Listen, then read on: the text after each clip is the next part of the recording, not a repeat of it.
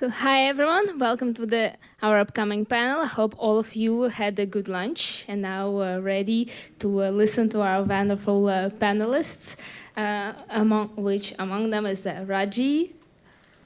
Hi everyone. Trupti, who is our panel moderator. Hi everyone. Nandita. Hello. Mohammad. Hello. And Apoorvaa. So please give them a round of applause and a warm welcome. Thank you very much, Alexandra. Before we begin, I would like to express gratitude towards all the amazing volunteers, sponsors, organizers of San Francisco B-Sides, and most importantly, all of you, the attendees. Because of you, this is so special. All of us feel like a movie stars here right now. This hall is fuller than a typical movie show. I feel so honored and privileged. I hope all of you got your popcorns and coffee. I don't want to see result of food coma here. I know we just had delicious lunch. So you guys are ready?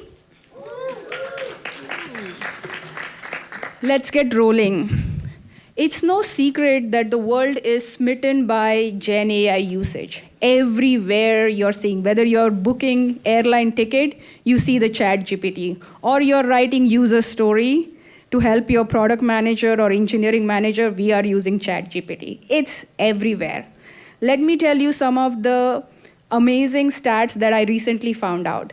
By 2026, 80% of the enterprises are projected to adopt LLMs. And we are seeing that almost every day, right? In our organization, as well as our friends' organization, and all the common tools that we are using, there is influence of GenAI. In fact, EU law enforcement has predicted 90% of the online content will be AI made. OpenAI platform is fueling a booming app market with 2 million developers. How amazing is that?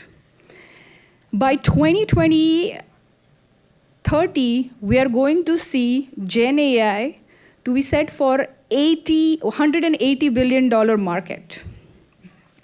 Now, with such astronomical growth, let's focus on what kind of privacy aspect we should be aware proactively so that we can make sure there are no privacy violations.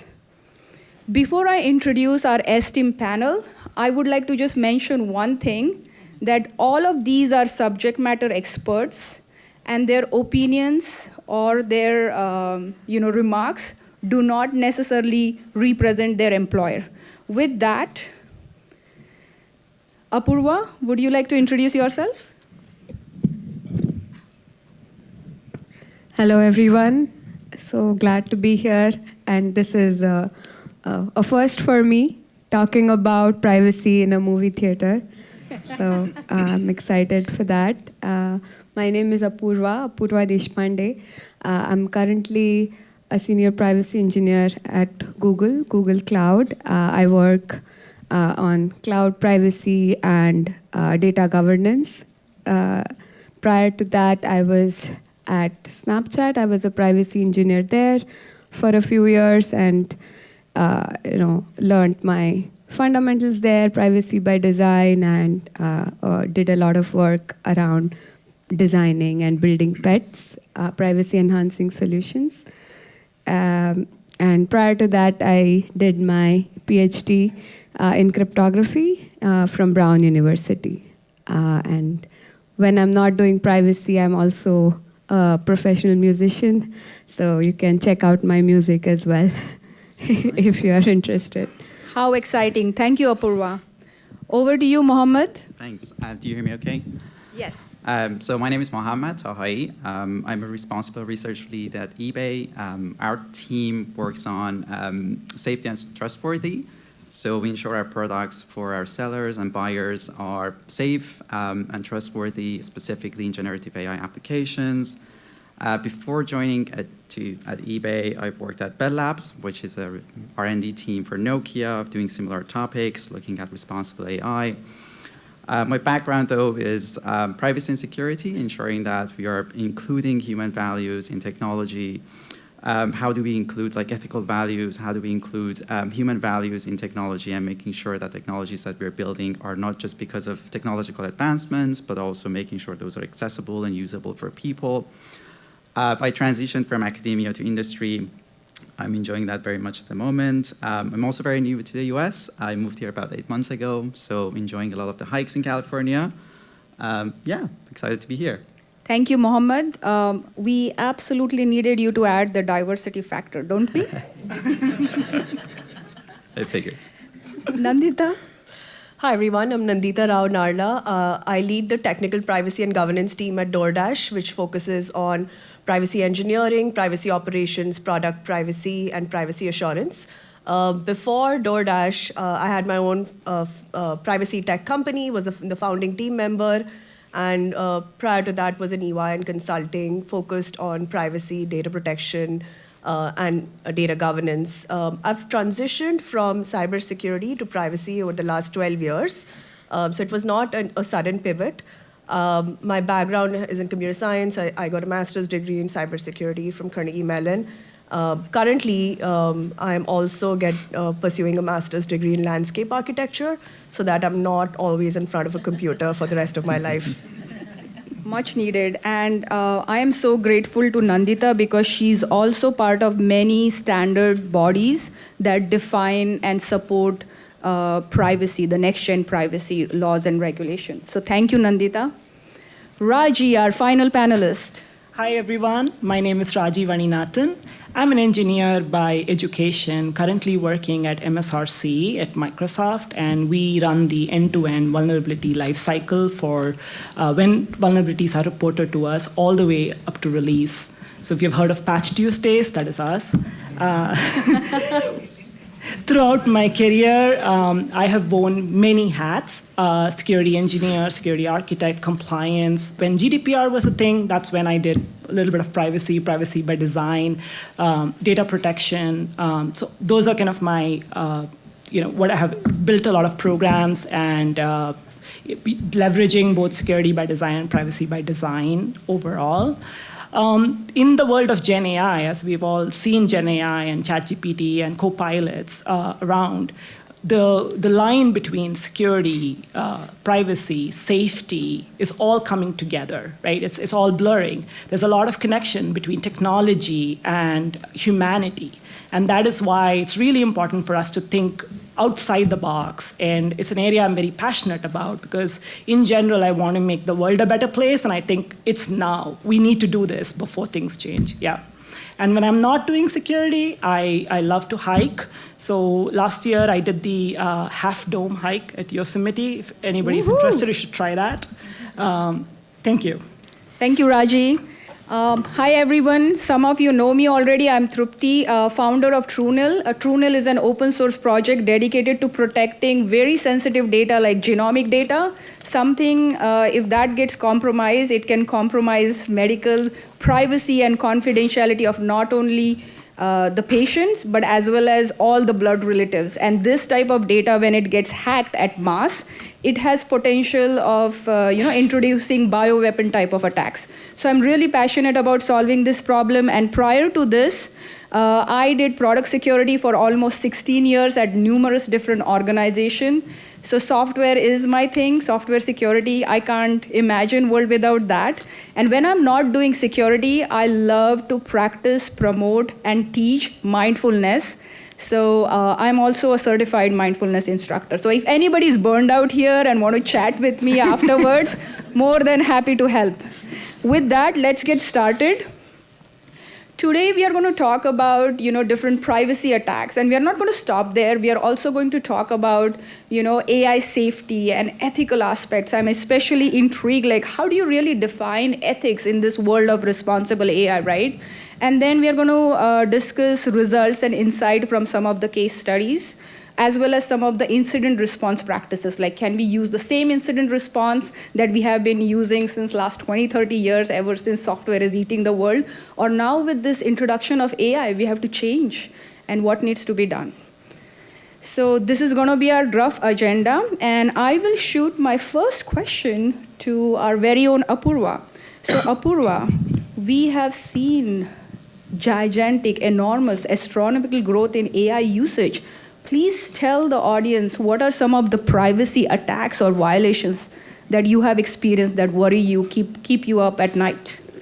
Yeah, I mean, as you mentioned, this is GenAI and LLMs are a truly exciting technology, and we are glad to be,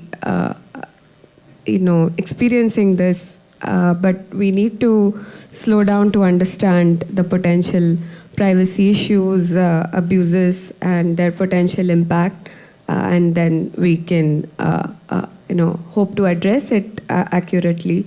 So I'll try to lay out the land in terms of the privacy, the major privacy issues here.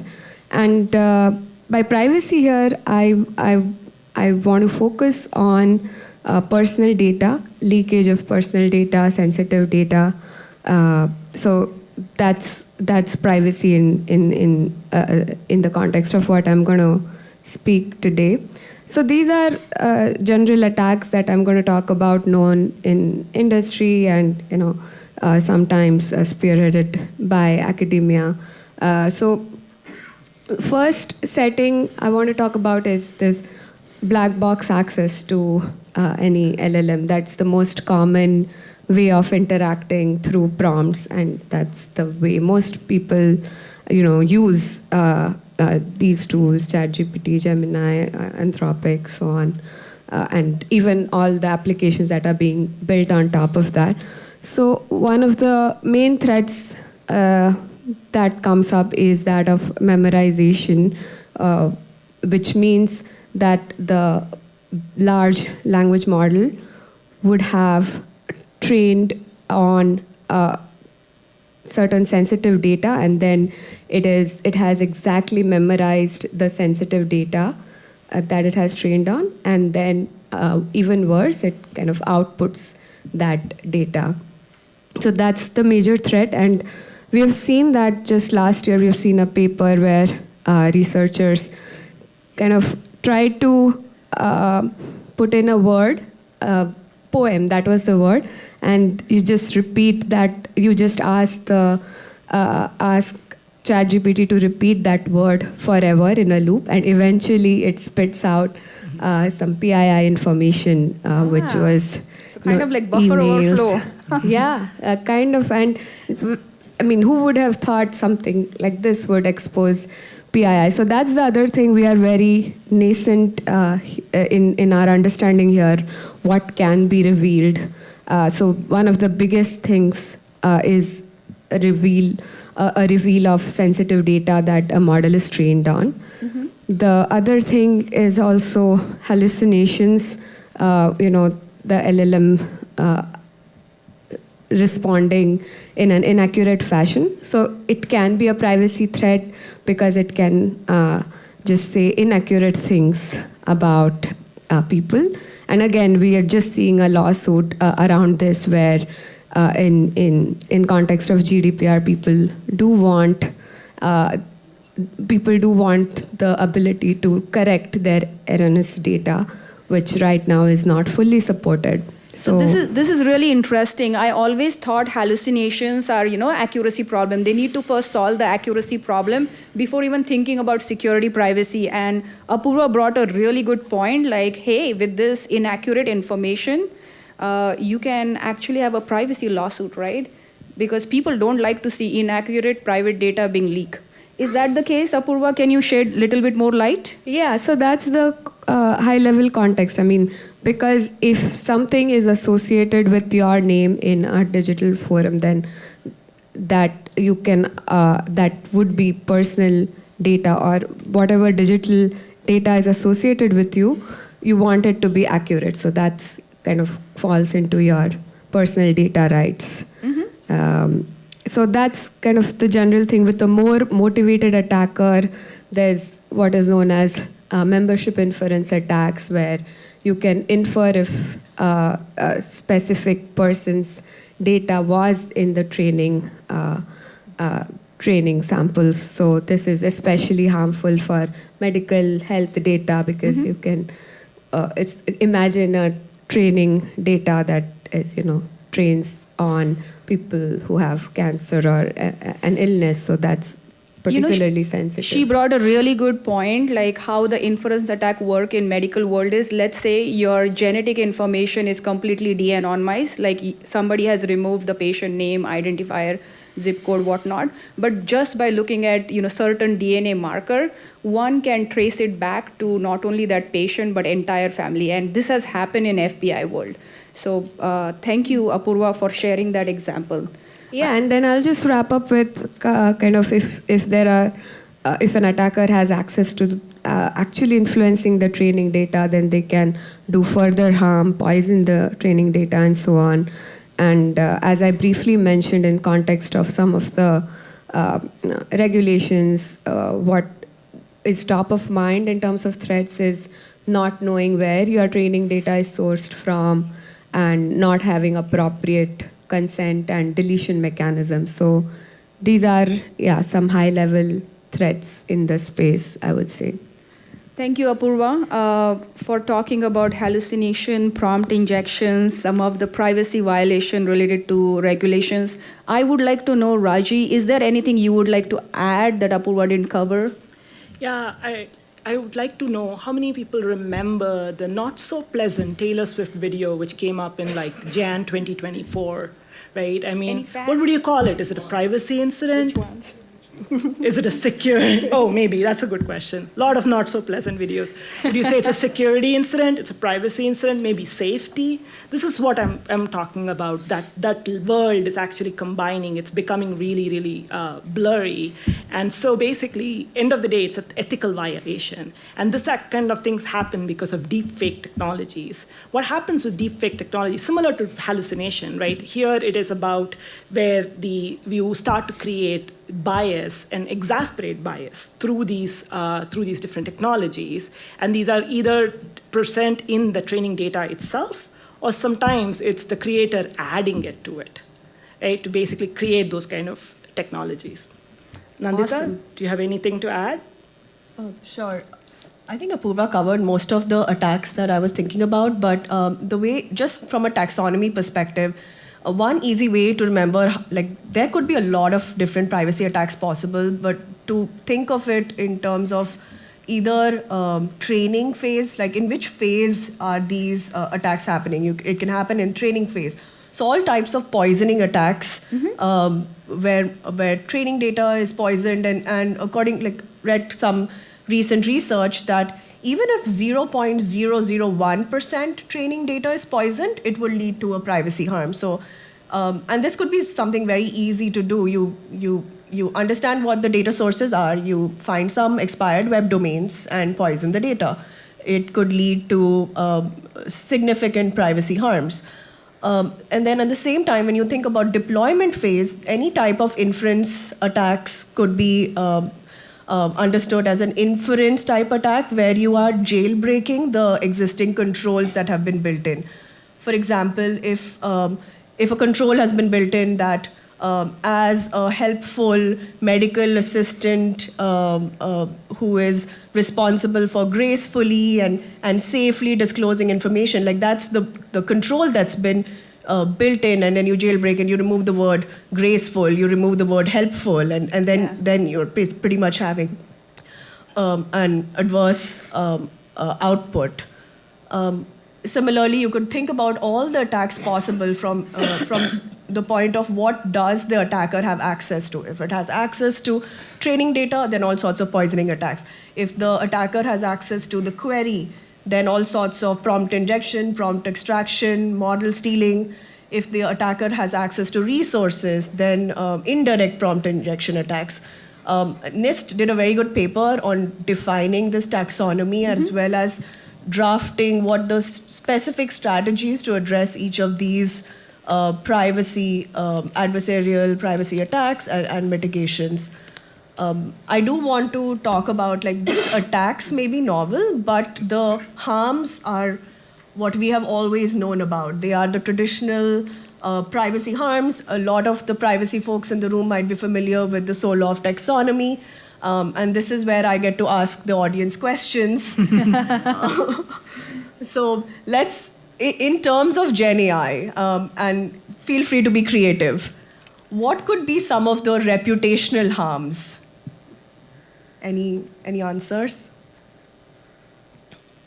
We can private data into training set. Yeah. Somebody like you probably have inaccurate information about some celebrity and that could cause reputational harm. What about autonomy harms or manipulation? Using it to generate something horrible on someone's social media. Yeah, all these. In a bunch of ways, maybe for people don't realize that they have a brand of their own. Yeah. All these Instagram AI models, you don't really know. This also leads to this place of you don't really know what is AI generated anymore. So people have this sense of loss of control. You have a feeling of you feel helpless. Yeah. Similarly, chilling effects. Individuals know that their data is being used to train models. So it can lead to people not expressing their views or not writing blog posts anymore. We see a lot of people on LinkedIn not contributing to those collective articles. Ever since I found out 10, 15 years back that our personal data is being used on social media for specifically targeted attacks or targeted advertising, it kind of shut me down. So I agree with you. I'm being very careful to just express my professional opinion about security privacy, but rest all the controversial stuff, I keep it to myself because I don't want to have a bad online social image, right? She's too left-wing or right-wing or, don't want to get into any controversy. So thank you so much. Maybe I'll add one point here, the go interaction ahead. between privacy and also decision making. So I think privacy on its own, all these violations also adds in some decision making eventually for AI, and it can be very discriminatory eventually. So someone may not want to share that data, but that data is being shared and that data is being used to make some decisions against them.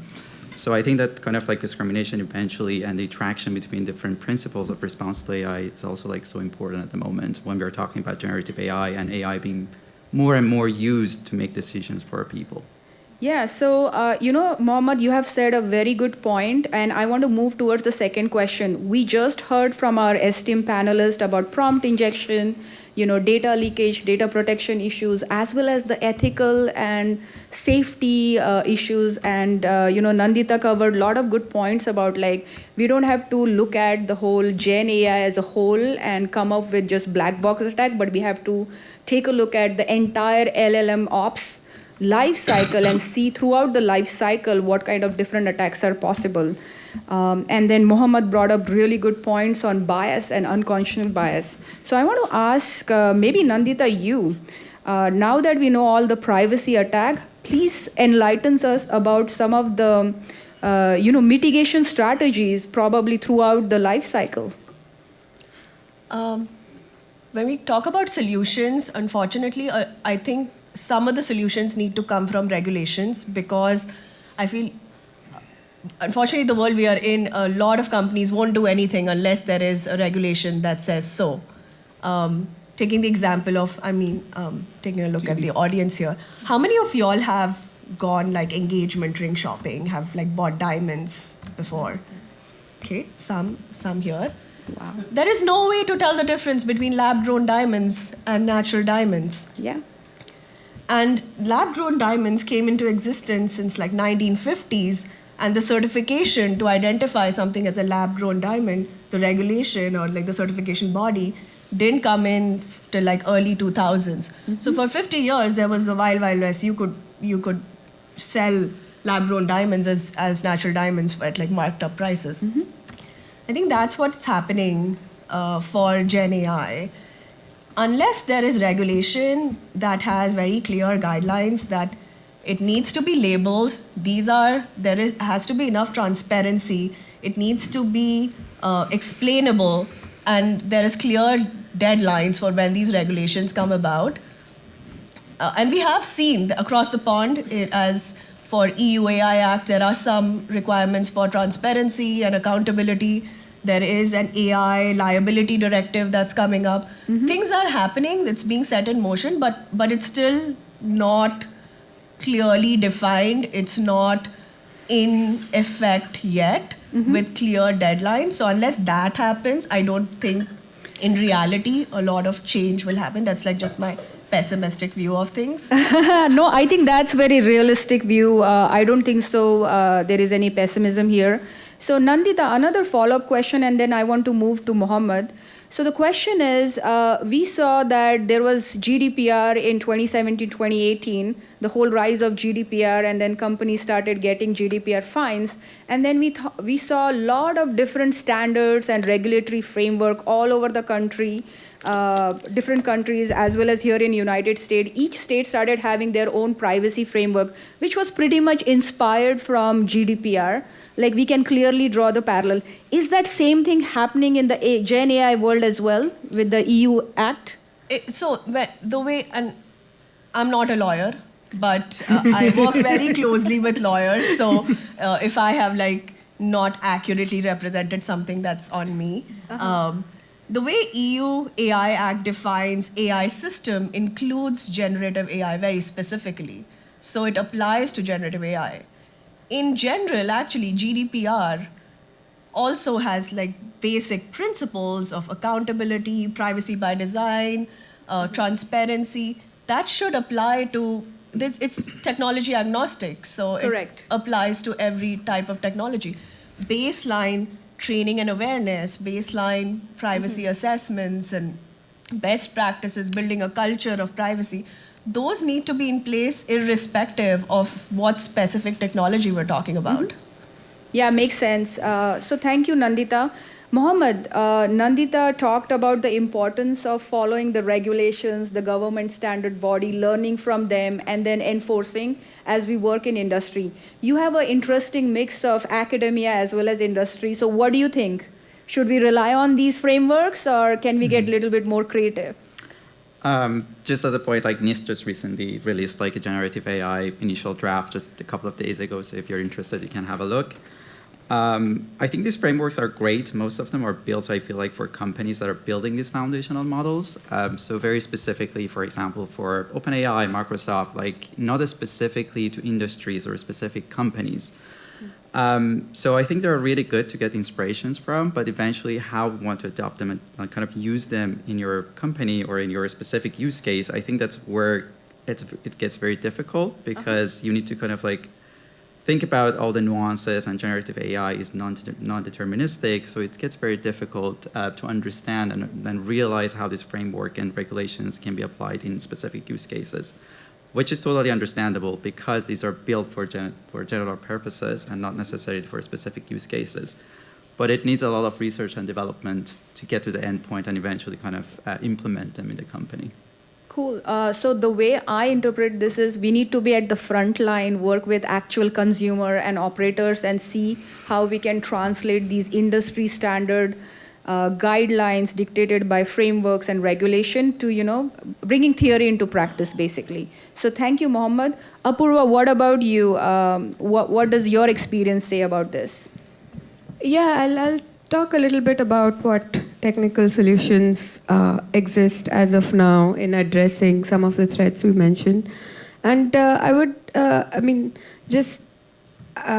I agree with Nandita partially on, having the right regulations to keep us on track, I also feel today a lot of companies are trying to do the right thing, and also it's not just out of necessarily just out of a big heart or something, but it's also something users and customers are demanding more and more. So that's the other aspect. Privacy is top of mind for customers, for users, and companies do understand that, and I see that taken seriously when as part of engineering designs and kind of implementing products. So, for example, as we were talking about the different life cycles, different steps in the AI life cycle, and what solutions can exist in each phase. So, first is kind of your training data or data hygiene. So, to avoid some of the memorization or sensitive data leakage, make sure that your training data doesn't have any sensitive data.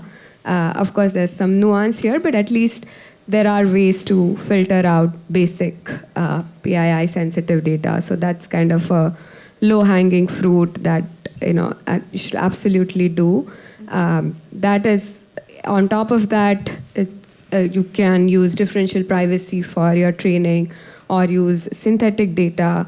And even on top of that, you can still have test suites to, because none of these techniques are 100% guaranteed. So you need to still have some testing on top of that to see where the gaps are.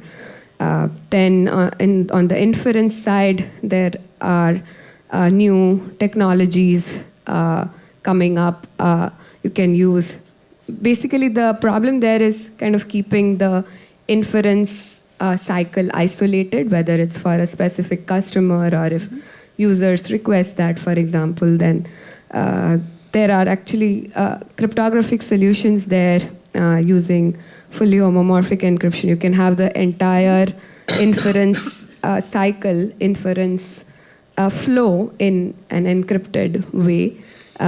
So while that is not practical, it's maybe a North Star for us.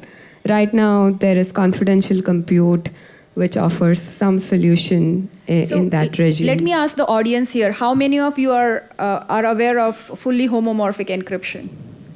Wow, that's like half of the crowd. I'm impressed, guys. So tell us a little bit more, Apoorvaa, why it is not ready for industry-wide adoption in terms of GenAI. GenAI is already very resource intense, right? So tell us a little bit more. Yeah, and just so that we are all on the same page, fully homomorphic encryption basically is a kind of encryption where you can operate on the ciphertext and you can compute on the ciphertext, and basically you start with encryption of X and you output encryption of F of X. So in this case, you would give your prompt, and then your output is your F of X, and that's what we want to be in the fully homomorphic encryption regime. And basically, as we know, LLM is full of billions of parameters, and imagine having to do that entire inference in an encrypted fashion. So that already is a big blow up. And so right now, I think the latest, there's a startup, I know, Mithril, which works on this. There are a couple more. So right now, the inference, they have been able to get it down in hours. So it's not yet in minutes. But they're working on the hardware level. So we could see some great things in the next few years. Well, let's keep our fingers crossed, and let's hope this technology becomes functional and it can honor the latency sensitive applications and whatnot. Now, I want to move the audience's attention to a totally different segment. Just the way 12 years or 15 years back, we did not have data privacy officer or privacy engineer type of job, but we have them now, right? Similarly, I'm hoping to see chief ethical AI officer, right? We are already seeing MLOps security officer. So I really want to know from Mohammad and later on Raji here. Mohammad, what exactly is responsible AI, and how do you even define ethics here? Because ethic is such a subjective term. Something that is ethical for this country may not be ethical for that country, right? So when you join an organization, how do you really set up something like this, a responsible AI program? Yeah, that's a very good question. It's very much like privacy. It's very contextual, and you can't really kind of define very objectively and say what it means to have like ethics, like ethical AI in California or even a different state or a different country.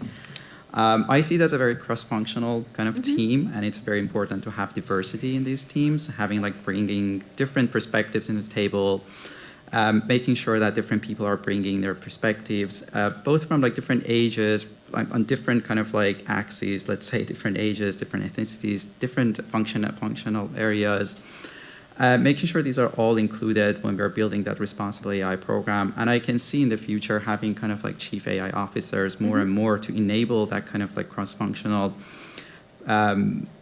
team within the companies, and also having like chief ethics officer or chief like responsible AI officer or office of responsible AI. There are different names for this to enable that kind of functionality within companies. And those teams are going to bring different teams from privacy, from UX, from design, trying to kind of like having all these different perspectives, and eventually they can decide together what it means to do ethics for that specific product or for that specific company.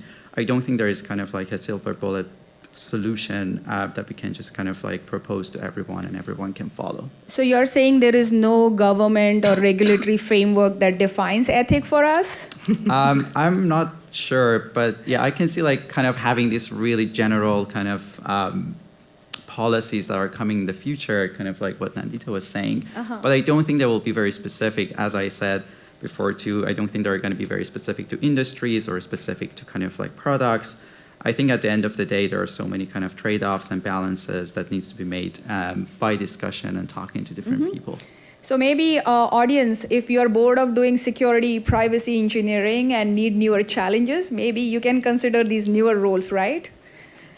Variety is the spice of life, right? We have to keep things spicy and interesting. We discussed quite a bit about, the proactive approaches, like we learned from the privacy attacks and violation, and Nandita was nice enough to explain us, like during different life cycle, how we have to worry about, different attacks. And Apoorvaa and Mohammad gave us really nice perspective on how these can be avoided. I want to ask Raji, like, this is proactive world, but anything can be weakest link in security, just anything. And we live, breathe in the world of security events, security incident, and security breaches. So if something like that happens in the world of, Gen AI, what are your thoughts on combating?